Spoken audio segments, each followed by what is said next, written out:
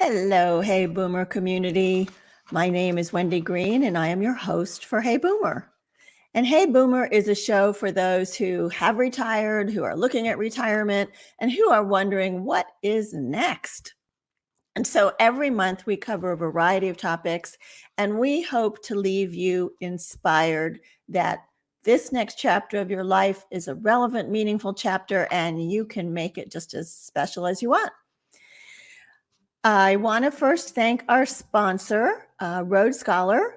Rhodes Scholar is the not-for-profit leader in travel for boomers and beyond. They offer trips to all 50 states and to over 100 countries in the world. It's a fabulous organization. I've taken a couple of trips with them, and I encourage you to go support them or at least check out what they're doing. Go to ROAD scholar.org/heyboomer. So go check out Rhodes Scholar.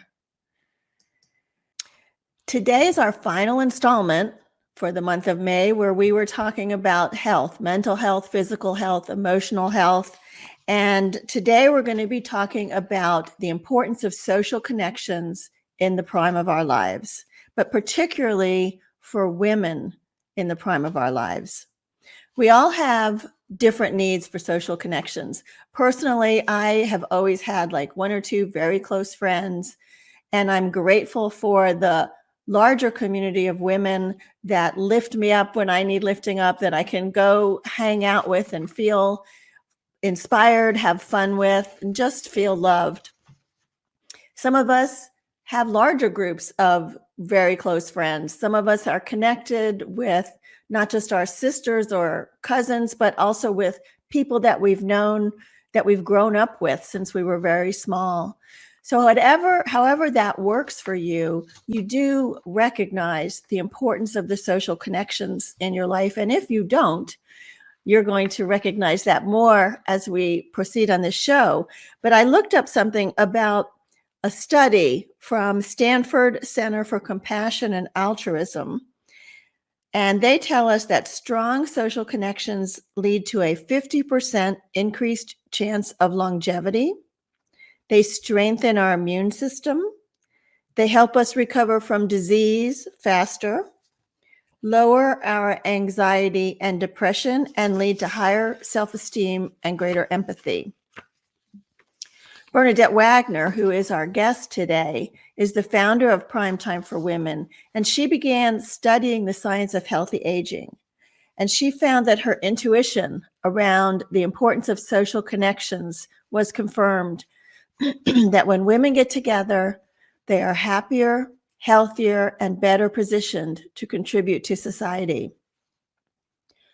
Bernadette is passionate about living life to the fullest, empowering women, and combating ageism wherever it exists through innovative research-based programs and services, including a TV show, a monthly book club, workshops, a hip-hop dance troupe for women over 50, and more, which you're going to hear about. Primetime for Women challenges negative stereotypes of aging and facilitates positive social interactions that improve health and increase happiness in the second half of life. Bernadette's advocacy for women has been well recognized in the community. She was recognized as Woman of the Year in 2012 by the Hagerstown chapter of Business and Professional Women of Maryland, and she received the Life of Leadership Award in 2018 from Women at the Table. In addition, and we were talking about this before we got on, Bernadette is the mother of 5 wonderful adult children, and even better, she says, the yaya to 5 curious, adorable grandchildren. She's been married to her husband, Matt, for 42 years. She's also an avid cook, an exercise enthusiast, and she loves to read and talk about things that she is passionate about. So we're going to have a wonderful, exciting conversation with Bernadette. But before I bring her on, I want to share my never too old stories. So my first story is about Bonnie Raitt. Bonnie Raitt is one of my favorite singers, songwriters, and slide guitar players. and she just released her 21st album called Just Like That at the age of 72. Bonnie Raitt grew up surrounded by music. Her father performed on Broadway, and her mother was a pianist and a singer. She became involved in folk music and the blues in the 60s and recorded her first album in 1971, but it was her 10th album, Nick of Time, that really brought her notoriety, and she won 3 Grammy Awards for that album. In the year 2000, she was inducted into the Rock and Roll Hall of Fame, and she recently received a Lifetime Achievement Award at this year's Grammys. And I'm going to go see her in a couple of weeks. She has no desire to retire and has an extended tour planned with this new album release. And my second story is also about a woman, since we are talking about prime time for women. And this is about Lesley Stahl, who was born in 1941. And you all know her as a television broadcast journalist. She has spent most of her career at CBS, where she began as a producer in 1971. She got her big break as a journalist covering the Watergate scandal, and since 1991, she has been a reporter for 60 Minutes and is now that program's longest-serving on-air reporter. Prior to joining 60 Minutes, Stahl served as the CBS News White House correspondent, the first woman to hold that job from 1977 to the early 90s. From 2000 to 2004, Lesley Stahl hosted 48 Hours Investigates. And in 2014, she served as a correspondent for Years of Living Dangerously, a documentary show about climate change.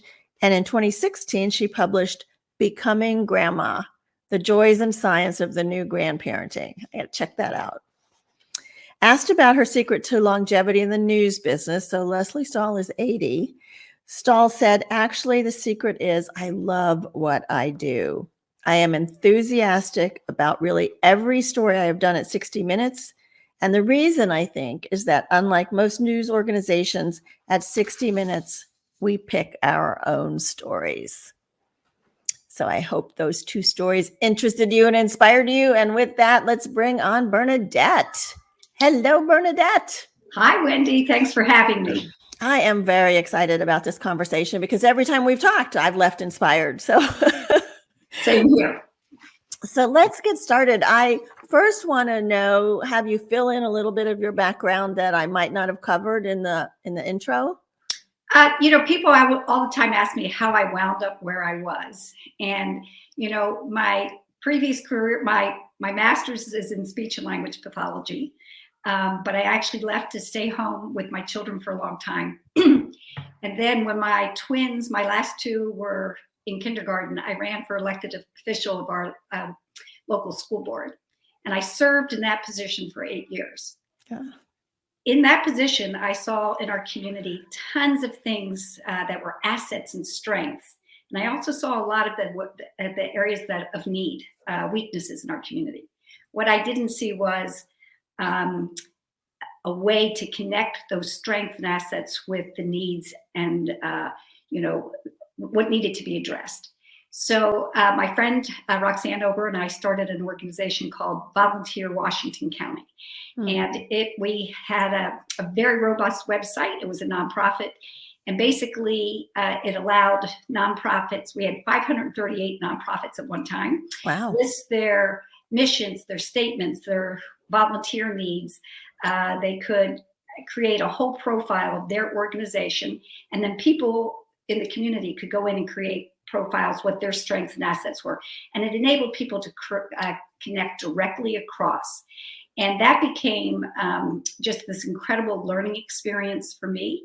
I was doing that job for a couple years, and I got a phone call from our local hospice group, and they asked me to come in for an interview. And I said, I didn't apply for a job. And they said, we know, but we see what you're doing with Volunteer Washington County. We see the TV show that you've hosted highlighting different nonprofits. We want to talk to you about a community outreach position. So then I went and did community outreach for hospice for 5 years. I did a TV show for them for 3 years, all the time learning. It was not my background, but I do think that I'm open to guidance. People can give me feedback, positive and negative. I don't usually get hurt feelings, and I do pay attention to what people say. And so as I was finished, in my mid to late 50s, I really started looking about what healthy aging was going to look like for me. And as the more I delved into it, the more I really came to believe that I was not going to age healthfully alone. In particular, for women, positive social connections, decrease in risk of diabetes, depression, dementia, and even certain kinds of cancer. And social isolation carries the same risk as smoking 15 cigarettes a day. So Crazy. I was like, okay, I'm going to have to do something about connecting so that we can all age healthfully together. I think the last thing that fits my story is that I'm one of 9 children, and I had, there were 7 sisters born in 8 years, and to a dynamic mother, and then there were 2 brothers. But I literally knew the benefit of having all these women in my life uplift me, connect me, hold me higher. And I think I told you, Wendy, for years and years and years, we haven't done it since COVID, but all my sisters and my mom, I have a picture of my mom, 80, being part of the pyramid. And it was just a goofy thing we did. But for me, it became this analogy, a visual analogy of women standing on the shoulders of those that go before them, and that we do lift each other higher and we hold each other accountable. And so for me, I wanted to share on a broader level what I had experienced on a personal level, and with the idea that we could all be stronger, healthier, and happier together. And so that's how Primetime for Women was born? And you know, it was one of those crazy things. The general manager at the TV station where I used to do my TV show for hospice called me and he said, "Hey, you got any programming ideas? Are you up to anything? What are you doing now?" And I said, "No, but I'm working on something. I'll get back to you." That was like in July. July of what year? July of 2018. Okay. So before the pandemic. Yeah. Or July 17th. Let's see. Yeah, because it was July of 2018. And so in February of 2019, we started a live TV show. And it was really fun because it's like, how do you start something new in a community? You ask people for support. And what happens, I really do think if you believe it and you see the good in it and you're not worried about your own ego and you can give people credit, then it's amazing what happens. And we have a local women's club here, and they had a beautiful historic venue, and they offered the space to me at no cost. Nice. The TV station picked up the cost to bring their crews there. We filmed once a month. Our local hospital sponsored us. One of our retirement communities sponsored us. So it became a way to, every time we did a show, we got to thank all these people for making it possible. The program grew. Our local community college had a performing arts center. We moved to the performing arts center. Different people came. You know, we had some national guests. In Little Hagerstown, Maryland, we had a lot of local and statewide guests too. But it was just, to me, every day was like this gift. And said, I wonder who's going to step forward today. Who's going to join me on this adventure? I have to tell you, one day I had this little necklace on, which nobody can really see. Can't really see, but yeah. It says on there, she believed she could, and then you turn it, so she did. So that's sort of the story of Primetime for Women. Okay, so you started that in 2019. And the planning was 2018, and right, the research was well before that. Sure, yeah. Which is when you discovered the need for social connectivity and healthy aging. But the TV show. Yeah. February 2019. Was that really kind of the first, coming out, going, being recognized as an organization? Yeah, I think so. I had done, of course, several press releases. We had Stacy Purcell, who was the founder of the Veterans Portrait Project, and she had a year or so before had done this project on female veterans at the Veterans Administration in DC, this whole portrait. And I wrote her a letter and I told her about what I was doing, and her agent answered and said, okay, here are my speaking fees. And I wrote back, oh, thanks so much, but we don't have any money. Right. And they wrote back and said, that's all right, we're coming anyhow. We want to be a part of this. And, you know, it was one of those things when we brought in somebody who was known just not nationally, but internationally, it created a buzz. And it gave us a little bit of legitimacy to say that we were here to uplift women with other women. We're not doing this alone. Honestly, none of us are going to do anything alone. Everything we do is connected to somebody else, to everybody else, really. And so I'm not even sure if Stacy realizes what a role she played in the success of our organization, but it's certainly, you know, things like that. I would say there's been a couple other ones like that. And I don't know if I'll get to tell you about our Grandma Gatewood hike, but that was another one where sometimes you do something for the right reason, and then you receive way more benefits than you ever thought. Well, you have opened the door to that. So, and I can relate too, because I've had people where I've asked to be on my show and they're like, well, here's our speaking fee. I'm like, yeah, okay, well, we're not doing that. And they come on anyway. So yeah, people like to tell their stories and share their stories and inspire other people. So one of our slogans is every woman deserves to be seen and heard. And one of the really fun to me, it's probably one of the hardest things I do because it involves a blog. But I've been writing 2 different blogs. Last year, I did a blog called A Year of Hikes, 52 Weeks, 52 Women, Same Trail. And I was no longer doing this show where I was connecting with big groups of women, but I got to hike with one woman for several hours. Some of them were slow hikers and others were speedy. So anywhere between, one lady, it was an hour and 47 minutes. We did 4 miles on the AT, and it's not an easy hike. And Another lady, it was 4 hours and 10 minutes. So it just depends on, but the whole idea was to meet these women where they were, to note the change in the environment on the trail, the flora, the fauna, the way the sun was in the sky, the angle of the sun, and also how I saw myself being reflected in the guests that I was hiking with, and to have the opportunity to hear their story and then share their story. And I think the biggest gift of that whole thing is I wrote a blog, 52 blogs in 52 weeks. It was like a discipline for me, and it was a great thing to do during COVID. But the best part of it, Wendy, was I would read these blogs to the women before I posted them. And so many of the women cried, and they would say things like, one woman said, now I want to meet me. And another woman said, I didn't know I was so interesting.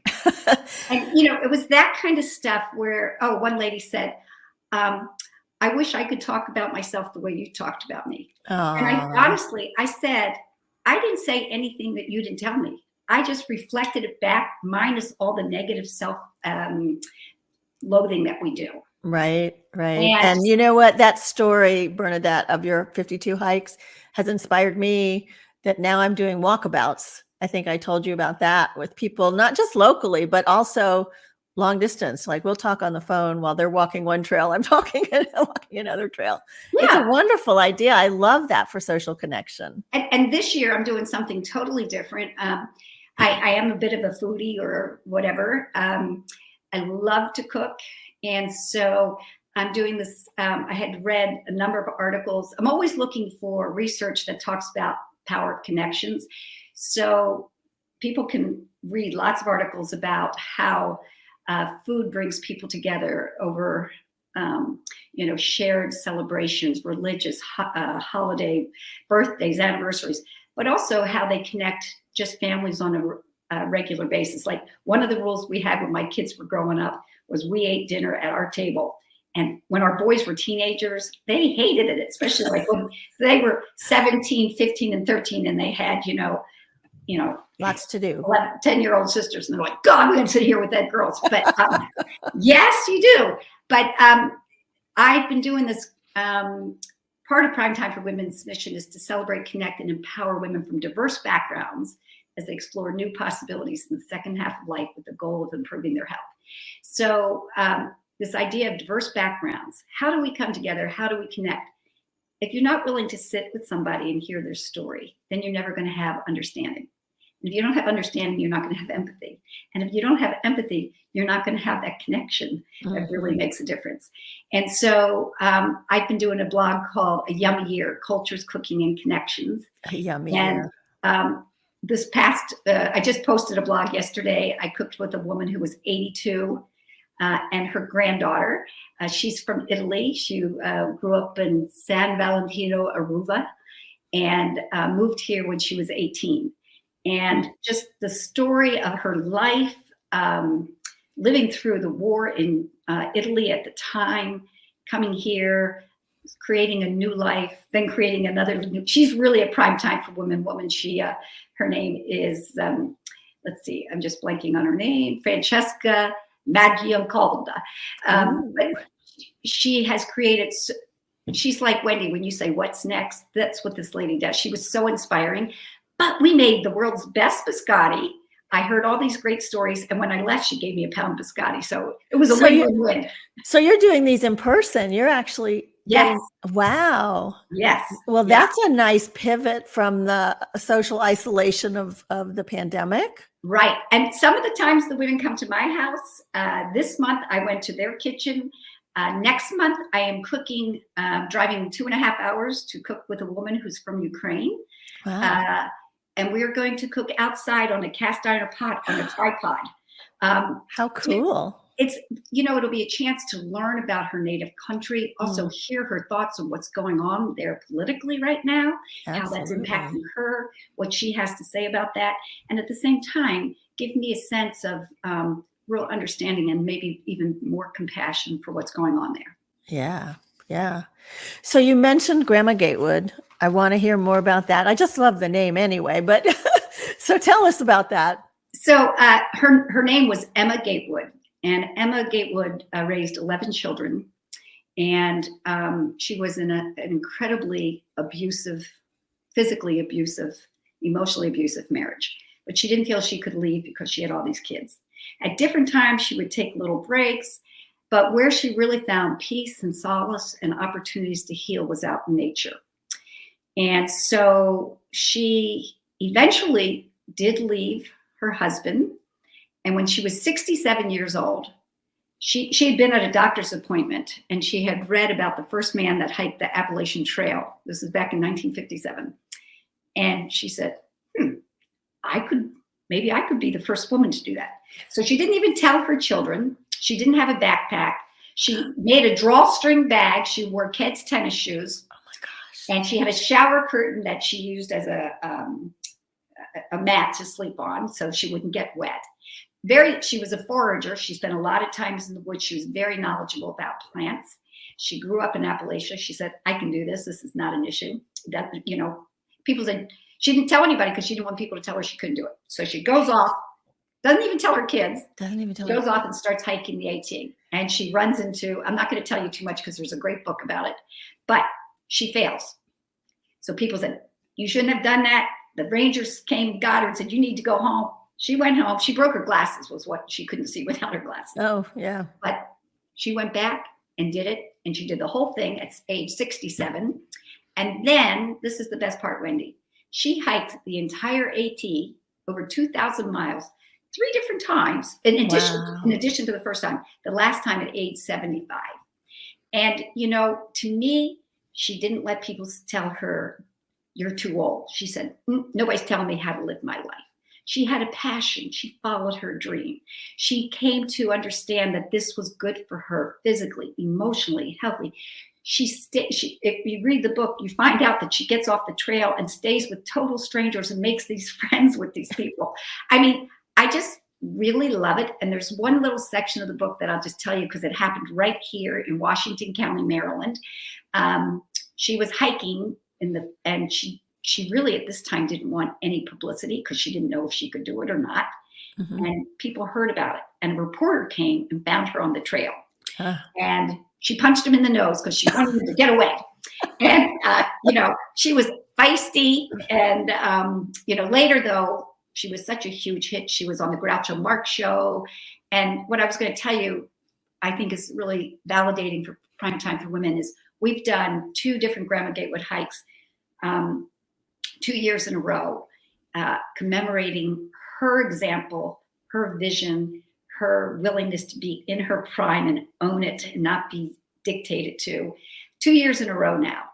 And after our second year, a guy named Ben Montgomery, who wrote Grandma Gatewood's Walk, attended our online ceremony because that's how we were doing it this year. And he asked Primetime for Women to be a partner in creating a scholarship for women in their prime who wanted to go back to school. And he wrote the book about her, and it turns out he's a very distant relative, but he was moved by her. And then he said he was moved by Primetime for Women's celebration of her life and asked if we would partner with him. So that's to think exciting. that we could benefit other women and give them a chance to go back to school and to pursue their dreams just feels really validating. That's very exciting. And so the book is called Grandma Gatewood's Walk. Yes. And for those of us that don't live in Maryland, first of all, when is your next walk? And is there any way we can participate? Yes. And we did this year, we had a virtual option. So I will share that with you when we get there. Grandma Gatewood's birthday is October 25th. Okay. And so the first year we just did a tough hike. And I told you, I'm always soliciting feedback. It's not my organization, it's our organization. And some of the feedback is, you're crazy, that's too tough. It's leaving us out. Not everybody can do that. What's wrong with you? So next year we did 3 hikes. We did a gentle hike, an intermediate hike, and we repeated our advanced hike is what we called it. All different sections of the AT. And the idea was to continue to celebrate the steps that she walked, that we might literally follow in her footsteps, and then figuratively follow in her footsteps. But this year we had virtual hikes. We had somebody in South Carolina, somebody visiting the Smoky Mountains in Tennessee. And it's just really fun to see them sign up for this hike, pay the fee, knowing that it's going to benefit other women.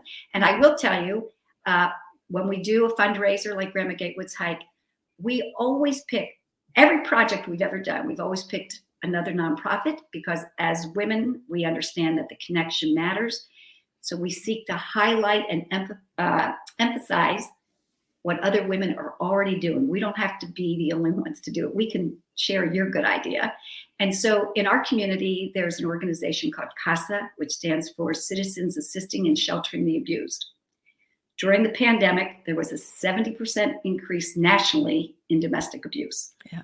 So we did the Grandma Gatewood Hike, and we donated a portion of the proceeds to that community, to that organization, to serve the women in their care. And so, then I guess you're also then using some of it for that scholarship that you mentioned. Well, we haven't, that. Oh, that's new? Yeah, that's brand new.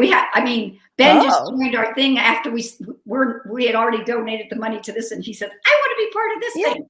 So exciting. Yeah, it was just very exciting. And it felt like Grandma Gatewood was also a victim of domestic violence. Mm-hmm. So it was really easy to pick them. Perfect. We have an event coming up here on June 30th, which would be more of a local event.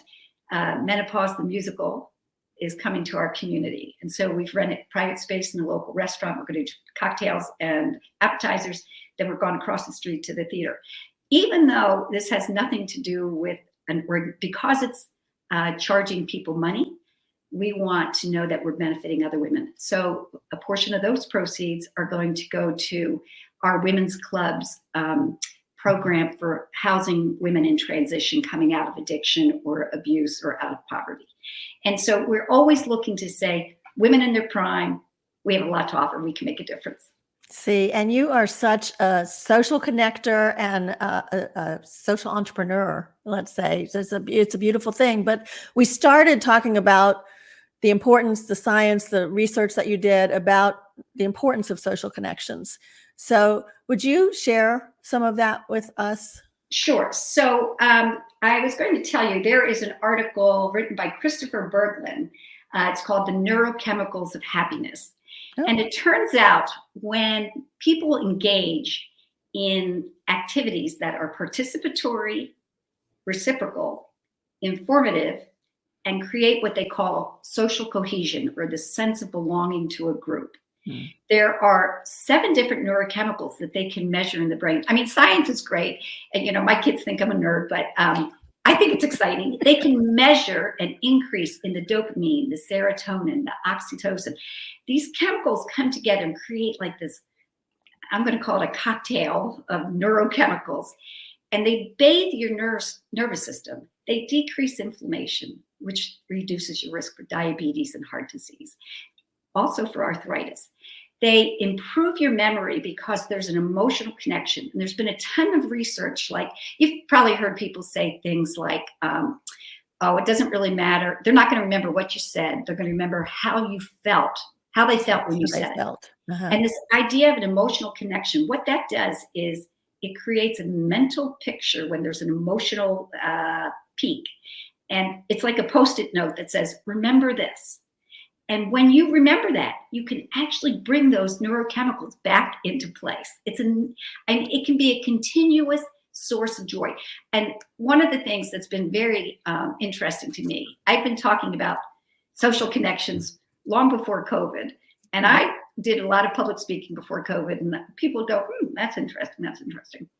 Now, when people talk about isolation being bad for you, everybody gets it. Isolation is impacts longevity. It negatively impacts longevity. It increases inflammation. Mental health issues have significantly increased in our country, not just our country, in our world. And so when we say that there's an antidote to that, and the antidote is positive social connections.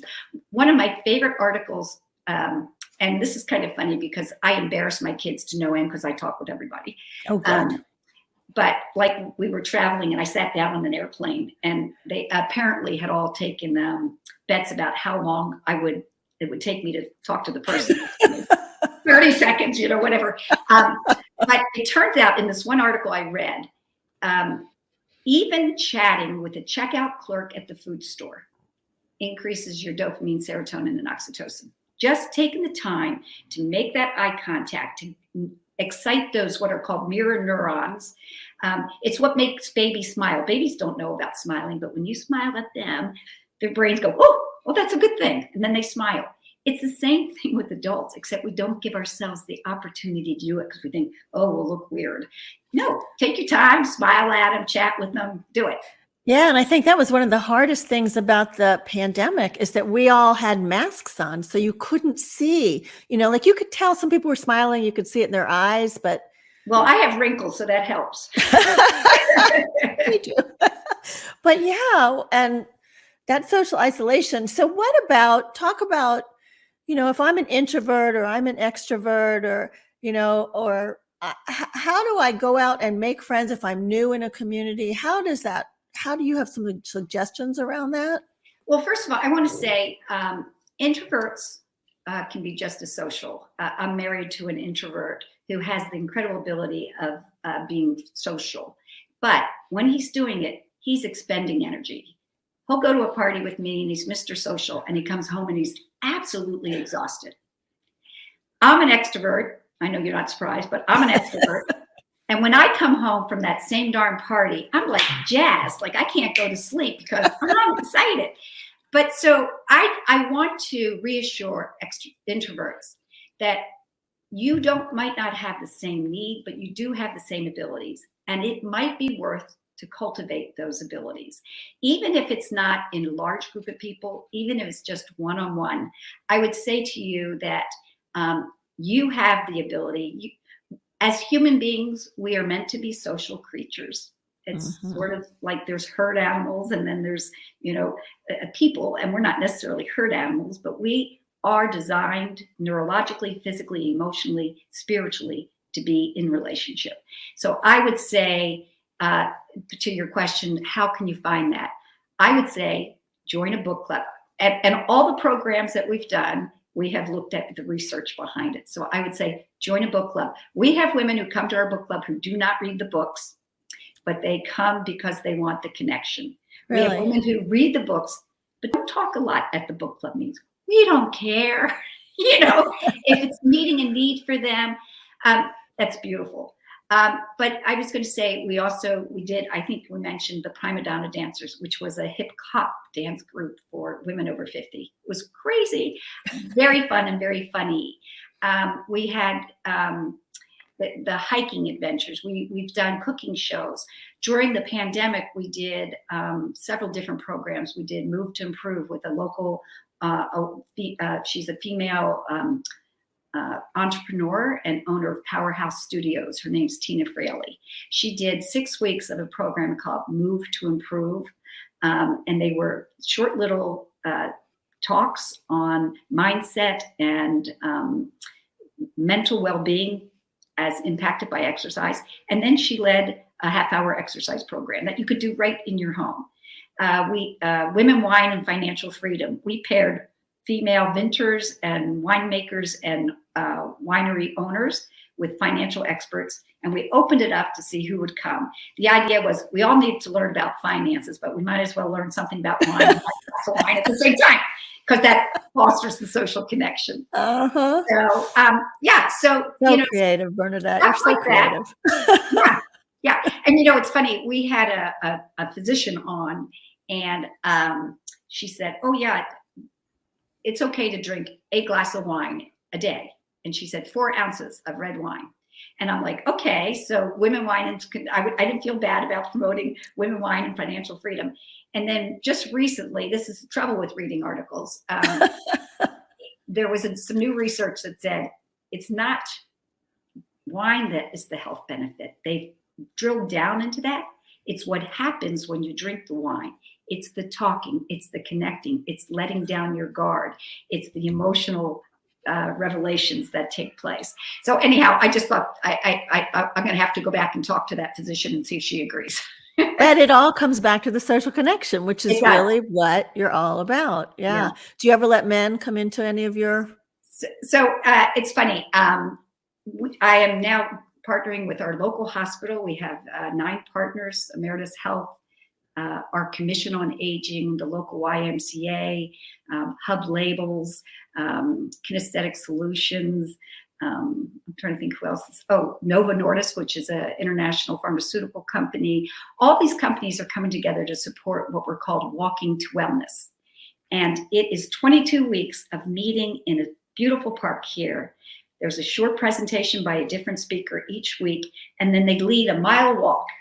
And the idea is when you get there, you learn something. We go back to the participate, reciprocal, informative, and create a sense of belonging. So after you walk 5 weeks, you get a water bottle with the Walking to Wellness logo. After you walk 10 weeks, you're going to get a little sun hat. There's these external signs of community, of belonging, because we want people to know that they're part of our group. And so, some of the people that have done that are men.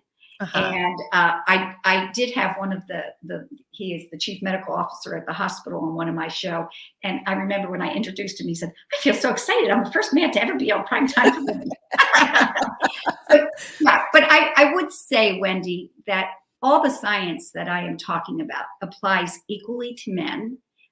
They need the same sort of benefits. And I think one of the nicest things about really studying this is 5 years ago when my husband turned 60, I gave him a surprise party. And he stood up and he said in front of all these people, "I've watched my wife connect. I see what it does for her. I will be a better friend from here on out." And he is a really good friend now. He makes an effort. He nurtures those connections, which he took for granted for a lot of years. Well, and you're busy, you're working. And I think, and it does take effort. It does. Yeah. So what is one of the things about all that you've done, which is a huge list of things, what is one of the things you're most proud of, Bernadette? Or 2? Well, I would say that I feel like I've done this as a way to honor my mom. I'm one of 9 children. And my mom, before I ever thought of the term prime time for woman, my mom was saying, "What's next?" She reinvented herself a bunch of times. And I marveled at her strength and her creative energy. And so I feel proud every once in a while, I have to have a little chit chat with myself and say, don't let your ego get involved, because this isn't about you. This is about all women, and in particular, a way to honor your mom. And so the money that I got from my mom, I invested it all into Prime Time for Women. And I feel really good about that. I passed on her legacy. Yeah. And I can remember my husband being so supportive of that, because he could have said, no, wait, that's for us. That's not for other people. But he didn't. He was like right in there with me. And I feel really good about that. That's beautiful. Well, I mean, that's so much of who you are, is to give back, to help people, to help your community. I want to, as I'm going to ask you the last question, I want to share with people how to find you. Okay. So Bernadette has a website. They are a nonprofit, by the way, which I don't think we mentioned. No, and I would say, if people want to support our mission we would love for you to consider joining us in our effort, or maybe in October, join us for the Grandma Gatewood Hike, either in person or virtually. Or if you want a speaker to your organization, that's something that I just love. Well, you probably figured that out. I love to talk. Well, and you also mentioned that people may want to start a Prime Time for Women group where they are. Right. So if would be an interest in starting a local, what's the right word? I'm just blanking on the word. Organization, group, whatever. Well, a subset of Prime Time for Women's National. Subsidiary. So that you don't have to go through all the nonprofit stuff. Yeah. Which I have to say, that I should say that's what I'm proud of, just jumping through all those hoops. Yeah, I know, which is why mine is not. But but anyway, it's primetimeforwomen.org, all spelled out. And Bernadette's email address is exactly as it sounds, Bernadette Wagner 01@gmail.com. And I'm going to leave that up while I ask you the final question, which is that Hey Boomer, is designed for men and women that are asking what's next, and how do we stay relevant, involved, meaningful in this next chapter of our lives. You've given us a lot, but are there one or two takeaways you'd like to leave with the audience that you think are the most important? I would say, do it your way. We're all different. We have different interests. I would say, figure out what your interest is and see if you can use that while pursuing that interest. Can you benefit somebody else? Because another little scientific fact is that when you feel purposeful, you have a greater opportunity for improved health. The other thing that I would say is that according to recent research, social connections have a greater impact on physical health and emotional well-being than diet and exercise combined. So everybody talks about, I'm going to eat this food, or I'm going to do this amount of exercise. I'm not saying don't do that. I'm saying do that, but make sure you don't miss the secret ingredient, which is the social connection. Yeah. Thank you. Thank you so much for all that you do for the community up in Washington County. And you inspire me to do more here in Greenville, South Carolina. It's been so pleasurable to meet you. And I told my husband, you're like my avatar. I was like, this is so cool. Wendy, thank you so much for having me and for the work that you're doing. I did want to share one little weird thing. I'm a TI swimmer, and you had Barry Shore on one of your programs. And I had just come back from my second TI swimming class, and he starts talking about total immersion swimming. I'm like, what the heck? So I think I'm going to have to reach out to him just to say, I'm right there with you. Yeah, Barry, he is the most enthusiastic person. You may even have trouble getting a word in with Barry. We'd have to duel it out for sure. You would. Well, thank you so much, Wendy, for having me. Yeah, thank you. And I just, you've had some wonderful comments that if you want to go back and look at them, people love what you're doing. They love your message.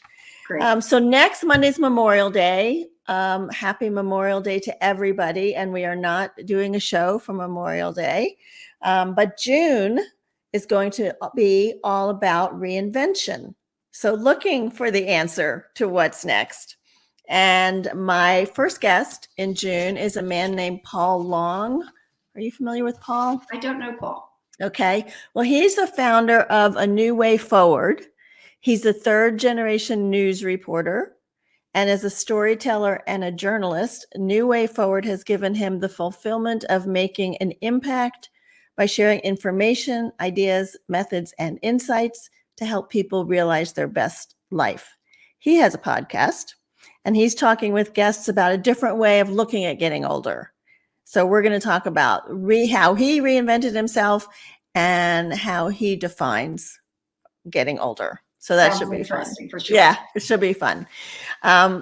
If you want to support some of the work that Bernadette is doing, as we said, you can find her on primetimeforwomen.org.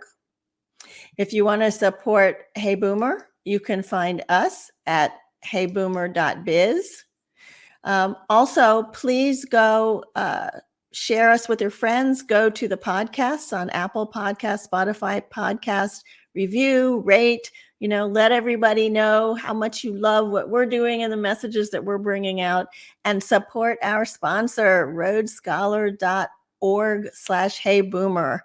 Just go and look at their trips. It's going to whet your appetite. You're going to love it.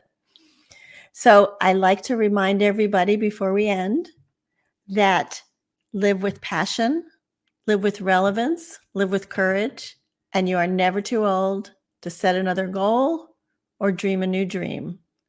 My name is Wendy Green, and this has been Hey Boomer.